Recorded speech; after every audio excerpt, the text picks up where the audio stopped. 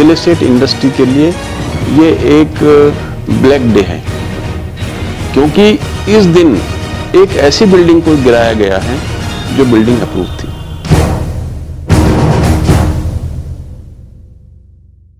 नमस्कार, आप देख रहे हैं नेशनल खबर। मैं हूं आपके साथ प्रज्ञा झा। आज हम बात कर रहे हैं ट्विन टावर की। वो ट्विन टावर जो करीबन 700 करोड़ में बनाया गया था और सिर्फ 9 सेकंड के अंदर में उसे ढा दिया गया। आज सोशल मीडिया के हर एक प्लेटफॉर्म पे ट्विन टावर ट्रेंड में चल रहा है। लोग जानना चाहते हैं कि ट्विन टावर आखिर क्यों टूटा, कौन थे इस ट्विन टावर को तोड़ने के पीछे, आखिर किसका हाथ था, किसकी गलती थी जो ट्विन टावर तोड़ दिया गया। क्या उन अथॉरिटीज की गलती थी जिन्होंने अप्रूवल लिया या दिया, या उन चंद लोगों की थी जो चाहते थे कि ट्विन टावर टूट जाए। तो इसी बात को आज जानने के लिए हम सुपरटेक के हेडक्वार्टर में बैठे हुए हैं और हमारे साथ यहाँ पर सुपरटेक के चेयरमैन हैं आर.के. अरोड़ा जी। तो सबसे पहले स्वागत है सर हमारा आपका हमारे चैनल पर नेशनल खबर पे। सबसे पहले मेरा सवाल आपसे यही है कि सुपरटेक जो 40 साल से जो है इतना बड़ा नाम है, ट्विन टावर तोड़ दिया गया, आप स्टेब्लिश थे करीबन 40 साल से और ट्विन टावर टूटा, इसके पीछे क्या आपने गवर्नमेंट से अप्रूवल नहीं लिया था? देखिए, सबसे पहले मैं यह बताना चाहूँगा कि जब हम लोग कोई बिल्डिंग प्लान करते हैं या बिल्डिंग का कंस्ट्रक्शन शुरू करते हैं तो उसके लिए एक लैंड लेनी होती है। तो सबसे पहले हमने लैंड गवर्नमेंट से लिया, नोएडा अथॉरिटी से लिया 2005 में, और फिर इसके ऊपर एक बिल्डिंग बायलॉज के अनुसार, नियम अनुसार उसके ऊपर प्लान पास कराई, मतलब बिल्डिंग कंस्ट्रक्शन के लिए पास कराया और उसको 2 फेस में प्लान किया। एक फेस था 15 टावर और दूसरा फेस था 2 टावर, जिसको हम ट्विन टावर के कहते हैं। तो 15 टावर हम लोगों ने करीब 4 साल के अंदर, मतलब 2005 से शुरू करके 2009 में डिलीवर कर दिया, और ट्विन टावर का हमने कंस्ट्रक्शन 2009 में शुरू किया। तो ये मैं बिल्कुल इस पे क्लियर करना चाहता हूँ कि ट्विन टावर का निर्माण as per the building regulations after the approval of Noida authority किया गया है, उसके अंदर कोई वायलेशन नहीं था। सर, आपने कहा कि अप्रूवल्स पहले से मतलब लिए गए थे, तो मतलब इसमें सबसे बड़ी गलती किसकी है? किसको देखते हैं आपकी गलती किसकी है? देखिए, क्या है कि जैसे मैं भी ने बताया कि इसको 2 फेस में हमने प्लान किया था। पहले फेस का डिलीवरी हमने 2009 में दे दिया, उसके बाद जो सेकंड फेस का डिलीवरी देना था तो 2009 में उसका कंस्ट्रक्शन चालू कर दिया। तो कंस्ट्रक्शन चालू करने के बाद हमने 2014 तक बिल्डिंग बनाकर पूरा कर दिया। इन द मीन टाइम जो हमारे 15 टावर के होम बायर थे वो हाई कोर्ट चले गए। हाई कोर्ट में उन्होंने अपना पिटीशन लगाया कि जो 2 टावर सुपरटेक द्वारा बनाए जा रहे हैं उसमें हमारा कंसेंट नहीं लिया गया। तो कंसेंट लेने का जो रूल था अथॉरिटी में उस टाइम पे एप्लीकेबल नहीं था। इसी वजह से किसी भी बिल्डिंग के अंदर वो कंसेंट का रूल एप्लीकेबल नहीं होता था। तो उसी ग्राउंड के ऊपर हाई कोर्ट ने उसको तोड़ने का आदेश दिया। अच्छा सर, अप्रूवल जो है आपने जो लिया था वो अप्रूवल किससे लिया जाता है, आप ये प्लीज़ बताइए हमें। देखिए, ऐसा होता है जब कोई हम बिल्डिंग प्लान करते हैं या बिल्डिंग का कंस्ट्रक्शन प्लान करते हैं तो हम अपने मैप के अप्रूवल के लिए नोएडा अथॉरिटी के अंदर हम प्लान सबमिट करते हैं, और नोएडा अथॉरिटी बहुत सारी एनओसी, जैसे स्ट्रक्चर की एनओसी होती है, फायर की एनओसी होती है, पोल्यूशन की एनओसी होती है, एनवायरनमेंट की एनओसी होती है, एयरपोर्ट की एनओसी होती है, बहुत सारी एनओसी हमको क्लब करनी होती है। तो सारी एनओसी क्लब करने के बाद फिर नोएडा अथॉरिटी उसको बिल्डिंग के लिए, कंस्ट्रक्शन के लिए परमिशन देती है। तो हम लोगों ने परमिशन लेने के बाद ही ट्विन टावर का निर्माण चालू किया। अच्छा सर, ट्विन टावर को गिराने के पीछे जो है एक कारण ये भी बताया जा रहा है कि उसकी हाइट, तो वो अप्रूव्ड नहीं थी अथॉरिटीज से कि किस हाइट तक बनेगी। जैसे कहा जा रहा है कि वो 40 मंजिल की थी, तो क्या हाइट उसकी अप्रूव्ड नहीं थी? देखिए, बिल्डिंग प्लान पूरी तरह से अप्रूव था, 100% अप्रूव था, उसके अंदर किसी तरह का वायलेशन नहीं था। केवल एक डिस्कनेक्ट था कि जो अपार्टमेंट एक्ट का वायलेशन, तो जो हाई कोर्ट ने भी माना कि अपार्टमेंट एक्ट का वायलेशन हुआ है। बट जो मैंने अभी बताया कि अपार्टमेंट एक्ट के केस में जो एग्जिस्टिंग अलॉटीज का कंसेंट लेने का प्रोविजन था वो अथॉरिटी में लागू नहीं था, वो 2014 के अंदर वो लागू किया गया।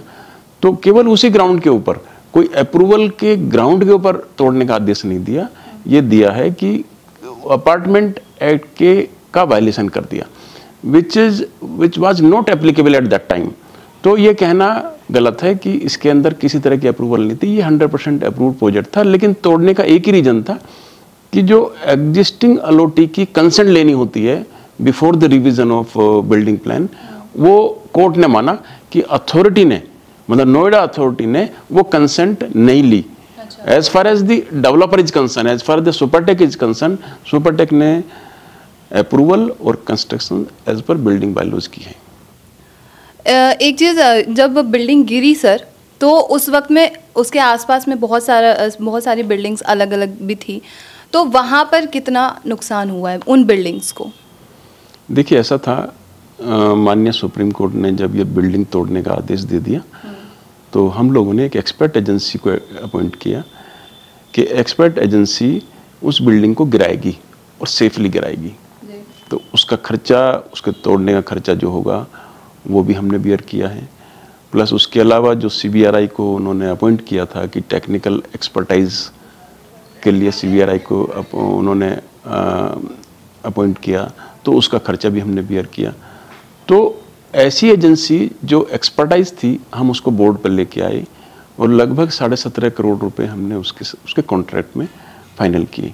तो उसके कॉन्ट्रैक्ट में ये कंडीशंस थी कि जो बिल्डिंग जब गिरेगी तो एडजॉइनिंग एरिया के ऊपर कोई प्रॉब्लम नहीं होगी, और आसपास की बिल्डिंगों के ऊपर जब वो गिरी है, मतलब एक मैं ये कहूँगा कि ऊपर वाले का सब आशीर्वाद रहा कि आसपास की बिल्डिंगों के ऊपर कोई असर नहीं हुआ, सारी बिल्डिंगें सेफ हैं। नेक्स्ट सवाल मेरा ये है सर कि जब आपने कहा कि आपने अप्रूवल ले लिए थे हर चीज़ के, तो वो अप्रूवल कब लिए गए थे और किससे लिए गए थे? देखिए अभी मैंने जैसे बताया कि 2009 में इसको बिल्डिंग को, कंस्ट्रक्शन को स्टार्ट करने से पहले सारे अप्रूवल ले लिए गए थे और नोएडा अथॉरिटी द्वारा ये अप्रूवल दिए गए थे। अच्छा, और कौन से ईयर में? 2009 में। तभी से ये केस भी चल रहा है, 2009 से ही चल रहा है ये केस। तो जैसे मतलब सुपरटेक को की अब इमेज पर क्या इफेक्ट पड़ा है इस बिल्डिंग के टूटने के बाद से? देखिए हम लोग लगभग 40 सालों से इस धंधे में काम कर रहे हैं। रियल एस्टेट में हम 40 साल से हैं। लगभग 70,000 लोगों को डिलीवरी हम दे चुके हैं। तो एक लोगों का ट्रस्ट रहा हमारे ऊपर कि बिल्डिंग का डिलीवरी होगा, कंस्ट्रक्शन बने पूरा होगा। तो आज उस ट्रस्ट की बदौलत आज हम इस लेवल पर हैं कि 70,000 कस्टमर आज हमारे साथ हैं। उसके अलावा जो हमारे लगभग 20,000 कस्टमर और हैं जिनको हम पोजीशन देंगे और आने वाले 2 साल के अंदर उसको पूरा करेंगे। इसकी तोड़ने की वजह से या इस जजमेंट की वजह से हमारे किसी ऑनगोइंग प्रोजेक्ट के ऊपर कोई असर नहीं होगा। सारे प्रोजेक्ट टाइमली पूरे किए जाएंगे। तो मैं समझता हूँ कि ये सुप्रीम कोर्ट का एक आदेश था जिसको हमने कंप्लेंस किया। हमने अपने आप ही बिल्डिंग को बनाया और अपने आप ही बिल्डिंग को हमको तोड़ना पड़ा। ये हमारा बैड लक रहा है। लेकिन जहाँ तक हमारे किसी ऑनगोइंग प्रोजेक्ट के ऊपर डिलीवरी का सवाल है, उसके ऊपर कोई असर पड़ने वाला नहीं है और सारे प्रोजेक्ट टाइमली पूरे करे जाएंगे। सर, किसी भी बिल्डिंग को बनाने में बहुत ज़्यादा इंजीनियरिंग, समय, पैसा, सारी चीज़ें लगती है और सुपरटेक आज के टाइम पे 40 सालों से एक वेल स्टेब्लिश कंपनी है जो कि 3 दशकों से ज़्यादा समय से एक अनस्किल्ड लेबर्स को जो है उनका रोज़गार दे रही है, उनकी फैमिलीज़ को चला रही है। तो जो ये ट्विन टावर गिरा है, तो इस चीज़ को आप किस तरीके से देखते हैं? इस मामले को आप रियल एस्टेट पे कैसा प्रभाव पड़ने वाला है?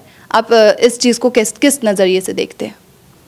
देखिए हम लोग पिछले 40 सालों से इस सेक्टर में काम कर रहे हैं और जैसे कि आपने बताया कि लगभग 50,000 लोग हमारी कंपनी से जुड़े हुए हैं, अनस्किल्ड, स्किल्ड, हमारी एम्प्लॉयमेंट, जिनकी रोजी रोटी यहाँ से चलती है। और लगभग 70,000 होम बायर जो हमारे अपने बायर हैं वो हमारे साथ जुड़े हुए हैं। तो एक उनके विश्वास की बदौलत आज हम ये इस तरह का यहाँ तक बिजनेस कर रहे हैं। अपने एम्प्लॉय को सैलरी देना, उनकी रोजी रोटी को चलाना, अपने अनस्किल्ड मैन पावर, जिसको ऐसा सेक्टर है हमारा कि जिसको कहीं काम नहीं मिलता है, मतलब you see this unskilled man power, या जो है मैं बात करूँगा माइग्रेंट वर्कर्स, जो गवर्नमेंट की बहुत बड़ी समस्या होती है कि उसको कहाँ लगाया जाए, उनको रोज़गार देना, इसी सेक्टर में सबसे ज़्यादा रोज़गार उनको मिला। लेकिन ये एक बहुत बड़ा सेटबैक है हमारे लिए कि एक अप्रूव्ड बिल्डिंग के ऊपर क्वेश्चन मार्क लग गया। जब कोई बिल्डिंग अप्रूव होती है तो उसके बाद ही इसमें बैंक फाइनेंस होता है।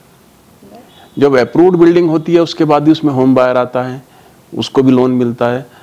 तो आज उस डिमोलिशन की वजह से एक तरह से अप्रूव्ड बिल्डिंग के ऊपर बहुत बड़ा क्वेश्चन मार्क है कि एक तरह से ट्रस्ट डेफिसिट लोगों का हुआ है कि लोग अब एक बार अप्रूव्ड बिल्डिंग में कैसे पैसा डालेंगे, बैंक कैसे फाइनेंस करेगा, ये बहुत बड़ा क्वेश्चन मार्क है। लेकिन ये एक बहुत बड़ा अनफॉर्चुनेट रहा है कि हमारे लिए भी, या रियल एस्टेट सेक्टर के लिए मैं कहूँगा कि बहुत बड़ा अनफॉर्चुनेट रहा है कि अब इसके बाद लोगों का ट्रस्ट कैसे मेंटेन होगा, ये बहुत बड़ा सोचनीय विषय है। लेकिन जहाँ तक हम सुपरटेक की बात करते हैं, मेरे साथ आज 70,000 होम बायर हैं, उनका विश्वास है, उनके विश्वास की बदौलत हम आगे बढ़ेंगे और लगभग 20,000 होम बायर जिनको पोजीशन देना है उनको हम टाइमली पोजीशन देंगे, ऐसा मेरा विश्वास है। सर, एक बिल्डर लॉबी होती है जहाँ आपकी खुद की वो होती है, एक सोसाइटी होती है, तो वहाँ से आपको क्या फीडबैक्स मिल रहे हैं? देखिए, ऐसा होता है कि कहीं ना कहीं इस डिमोलिशन का पीछे एक RWA का कोई अपना एक इंटरेस्ट रहा है। उनकी वजह से उन्होंने गलत तरीके से इंटरप्रिटेशन किया, उन्होंने बोला कि हमसे कंसेंट नहीं ली गई, तो जबकि ऐसा कोई प्रोविज़न नियम में नहीं था, ऐसा कोई नियम नहीं था नोएडा अथॉरिटी का कि उनके कंसेंट लिया जाना। लेकिन जहाँ तक हमारे इस रियल एस्टेट इंडस्ट्री की बात करते हैं, रियल एस्टेट इंडस्ट्री के लिए ये एक ब्लैक डे है, क्योंकि इस दिन एक ऐसी बिल्डिंग को गिराया गया है जो बिल्डिंग अप्रूव थी। तो इसका इम्पैक्ट ओवरऑल जो ऐसी इंडस्ट्री, जैसे कि मैं बात करता हूँ हमारी जो रियल एस्टेट इंडस्ट्री है, जो लगभग 7 से 8% का GDP में ग्रोथ देती है, GDP के अंदर कंट्रीब्यूशन है 7 से 8% का, लगभग 250 इंडस्ट्री इस सेक्टर से जुड़ के चलती हैं और एक ऐसे लोगों को रोजगार देती है जिन लोगों के पास एजुकेशन नहीं है, जिन लोगों के पास जो है एक्सपर्टाइज नहीं है। मतलब एग्रीकल्चर के बाद सबसे बड़ा दूसरा सेक्टर ये रियल एस्टेट सेक्टर है। तो एक तरह से हमारी जो रियल एस्टेट बॉडी है वो भी एक तरह से आज इस जजमेंट को डीपली अध्ययन कर रहे हैं और ऐसा कोई सोल्यूशन ढूंढने की कोशिश कर रहे हैं कि इस तरह का जो है रिपीट डिसीजन दोबारा ना हो। सर, ये सारी चीज़ें आपने हमें बता दी, लेकिन मेरा सवाल यही है, कमी कहाँ रह गई? ये सारी चीज़ें आपने बोला अप्रूवल ले लिया, हर चीज़ कर ली, लेकिन सबसे बड़ी कमी थी कहाँ पे आखिर? देखिए, ऐसा था कि अप्रूवल के बाद हम लोगों ने जब कंस्ट्रक्शन स्टार्ट किया तो कंस्ट्रक्शन स्टार्ट करते समय कुछ चंद लोग हमारे खिलाफ हाई कोर्ट चले गए और हाई कोर्ट में उन्होंने हमारे खिलाफ एक तरह से गलत तरीके से बायलॉज को ट्विस्ट करते हुए और पिक प्रेजेंटेशन दिया। जहाँ तक कमी का सवाल है, देखिए हम लोग एक ना अपने एक जो उन्होंने हमारे ऊपर जो एलिगेशन लगाया था उसका एक प्रेजेंटेशन हमने दिया, हमने अपने केस को सही तरह से पुटअप किया। तो मुझे लगता है कि कहीं ना कहीं हमारे लीगल डिपार्टमेंट ने अपने केस को स्ट्रांगली पुटअप नहीं किया, अपने केस को सही तरह से ब्रीफ नहीं किया, या उन सब बायलॉज को सही तरह से एक्सप्लेन नहीं कर पाए जिस बायलॉज की तरफ से बिल्डिंग बनी थी। इसी वजह से मुझे लगता है कि ये जजमेंट हमारे खिलाफ आया। सर, एक शब्द हम सुनते हैं FAR, तो FAR खरीदने की पॉलिसी क्या होती है, ये मैं आपसे जानना चाहती हूँ। देखिए, ऐसा था 2009 में जब हम लोगों ने इस बिल्डिंग को अप्रूव कराया तो उस टाइम पे यूपी गवर्नमेंट ने एक FAR खरीदने की पॉलिसी दी। मतलब उसमें यह था कि ऐसे कोई डेवलपर कोई एक्स्ट्रा एरिया बनाना चाहते हैं beyond the limit of the जो हमारे अलॉटमेंट की लिमिट होती है उसमें 1.5 FAR था। उससे ऊपर कोई अगर बनाना चाहते हैं तो उस FAR का कॉस्ट, उस FAR का पैसा जो है हमको नोएडा अथॉरिटी में जमा करना पड़ेगा। तो एक ऐसी पॉलिसी 2009 में आई थी, उस पॉलिसी वो आज की डेट में भी प्रीवेल करती है, वो रूल आज की डेट में भी प्रीवेल करता है। तो हम लोगों ने भी 2009 में परचेजेबल एफआईआर का पैसा दिया और उसको उसके डिपॉजिट करने के बाद ही हमारी बिल्डिंग्स की अप्रूवल कराई गई थी। इसको परचेजेबल एफआईआर पॉलिसी कहते हैं। सर, जो ट्विन टावर टूटा है तो वहाँ पर कुछ बायर्स जो होंगे तो उन्होंने जो अपना इन्वेस्टमेंट किया था, तो क्या वो आपने वापस कर दिया या वो फंड वापस कर दिया गया या अभी बाकी है करना? देखिए, माननीय सुप्रीम कोर्ट ने इसमें एक जजमेंट दिया था कि इस बिल्डिंग को तोड़ा जाए, तोड़ने का खर्चा भी सुपरटेक को बियर करना होगा। अच्छा। वो हम लोगों ने बियर किया। उसके अलावा जो उसमें जो टेक्निकल एक्सपर्टाइज का था उसका खर्चा भी हमको बियर करना पड़ेगा। CBRI को हम लोगों ने वो पैसा भी हमने दिया। और उसके अलावा जो RWA है, जो लोग हमारे खिलाफ रिट में गए थे, जिनकी वजह से जजमेंट पास हुआ है, तो उनको भी 2 करोड़ का कंपनसेशन वो भी हमने पे किया। जहाँ तक होम बायर का सवाल है, जो ट्विन टावर में जो होम बायर थे उनको विद इंटरेस्ट उनका पैसा रिफंड कर दिया गया है। तो आज उस टावर के ऊपर कोई भी लायबिलिटी आज हमारे ऊपर नहीं है। माननीय सुप्रीम कोर्ट के आदेशों का पूरी तरह से पालन किया गया है। सर, जैसा कि आपने कहा कि आपने FAR भी परचेज़ की थी, बिल्डिंग की कंस्ट्रक्शन में भी आपने फ़ी पे की, पैसे लगाए, उसके डेमोलिशन में भी आपने पैसे लगाए, तो ये जो सारी चीज़ों में आपने फ़ंड लगाया है तो उसकी रिकवरी के बारे में आप क्या सोचते हैं? क्योंकि अल्टीमेटली आपके हाथ में फिर कुछ बचा नहीं, आपने पैसे दिए हैं हर चीज़ के, तो आप उसकी रिकवरी के बारे में क्या सोचते हैं? देखिए, हम लोगों ने जो इसका अप्रूवल लिया वो एज़ पर दी बिल्डिंग रेगुलेशंस लिया और अकॉर्डिंगली जो रिक्वायरमेंट थी पैसा जमा करने की, रूल के मुताबिक उतना पैसा जमा किया। मतलब मैं कहूँगा 25 करोड़ रुपए अगर लगभग हम लोग 2009 में FAR के लिए दिए थे। 30 करोड़ रुपए के आसपास की हमारी लैंड थी। लगभग हमारा 300 करोड़ रुपए के आसपास जो हमारा कंस्ट्रक्शन में लगा।